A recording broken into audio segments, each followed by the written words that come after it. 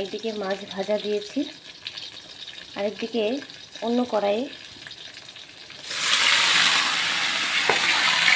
পেঁয়াজ আর আলু কেটে দিয়ে দিয়েছি। আজকে মাছগুলো আলু দিয়েই রান্না হবে।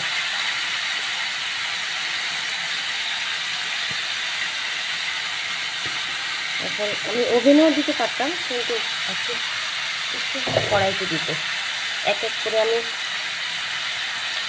নুন, হলুদ, লঙ্কা গুঁড়ো সব কিছু দিয়ে দেবো।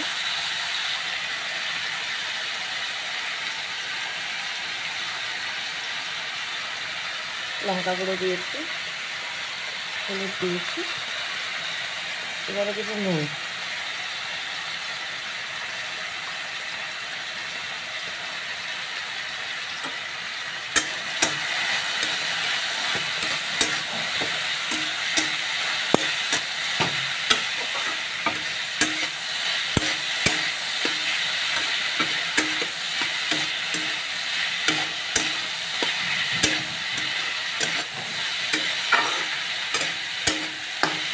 একটু ঢেকে দেবো।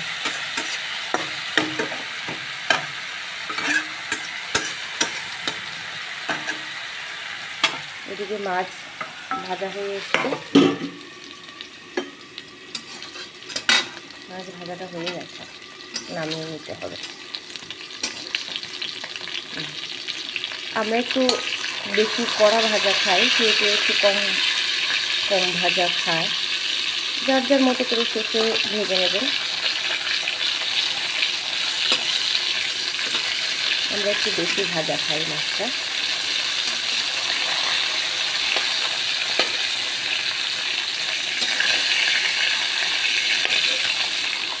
তরকারিতে দিলে একটুখানি কম ভাজলেও হয়।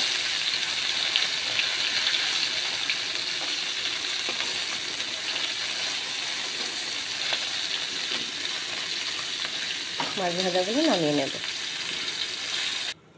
ওইদিকে মাছের জন্য যে আলু কেটেছিলাম, আলু আর পেঁয়াজ, ওখানে একটুখানি বেশি হয়ে গিয়েছিল, তো ভাবলাম একটুখানি বড়া করে নিই, পকোড়া।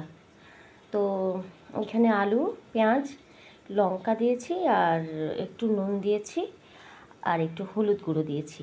এখন দিয়ে দেব একটা ডিম দেব, আর ময়দা, একটুখানি ময়দা গুঁড়ো দেব, আর একটু সুজি দেব।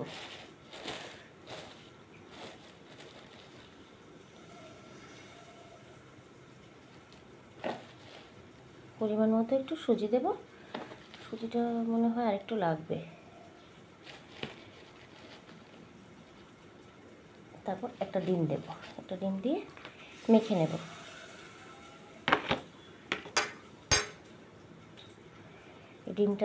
ডিমটা ভেঙে দিয়ে মেখে নেব।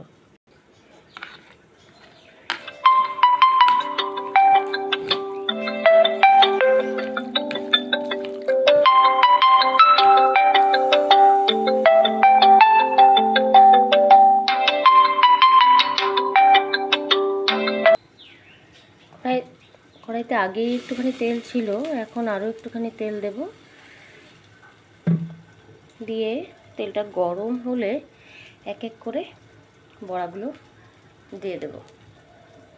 এটা ইচ্ছে করলে ভাতের সঙ্গে তো খাওয়া যাবেই, ইচ্ছে করলে সন্ধেবেলা চায়ের সাথেও খাওয়া যেতে পারে।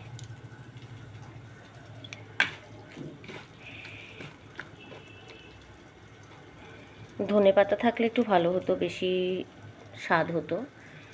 এক এক করে দিয়ে দেব।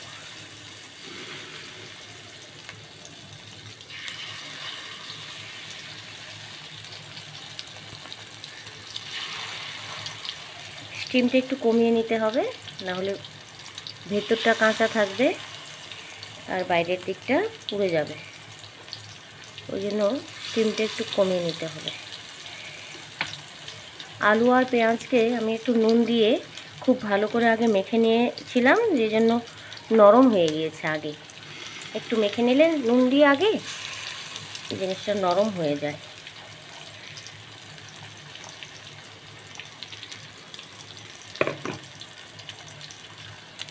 ঢেকে দেবো এবারে এগুলোকে একটু আর ওইদিকে আলু বসিয়েছিলাম, মাছ দিয়ে রান্না করবো বলে।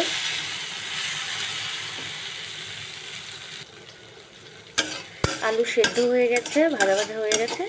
এখন জল দিয়ে দেব, জল দিয়ে তারপর জলটা ফুটে আসলে তারপর দেবো মাছগুলো ঢেলে দিয়ে নামানোর আগে ধনেপাতা দেবো। ব্যাস হয়ে যাবে মাছের তরকারিটা। আর এদিকে বড়া দিয়েছি, বড়াগুলো উল্টে দিয়েছি। আর এদিকে তরকারিতে ঝোল দিয়ে মাছগুলো দিয়ে দিয়েছি। এবারে ধনেপাতা দেব, ধনেপাতা দিয়ে নামিয়ে নেব। বড়াটাও হয়ে এসছে, সেদ্ধ হয়ে গেছে মনে হয়। আর একটুখানি রেখে তারপর নামিয়ে নিলেই হয়ে যাবে। বড়া বলুন আর পকোড়া বলুন হয়ে গেছে, আমি এবার নামিয়ে নেব।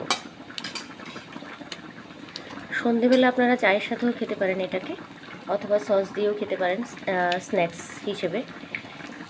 আবার ভাতের সাথেও খুব ভালো লাগে, গরম গরম ভাত দিয়ে, গরম ভাত হোক বা পান্তা ভাতেও এটা ভালো লাগে।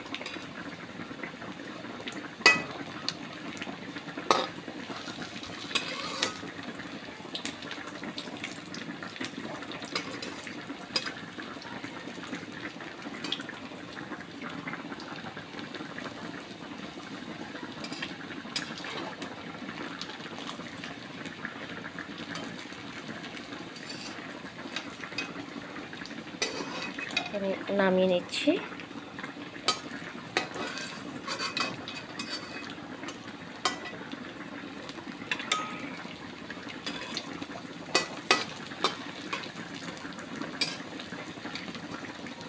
সবগুলো হয়ে গেছে।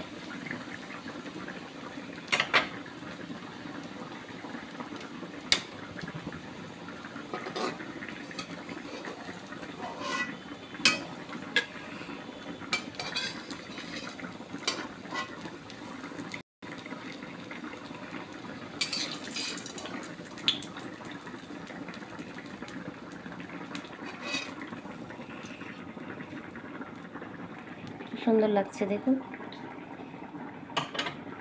খেতেও ভারী টেস্টি। চলো আজকের জন্য এটুকুই, টাটা।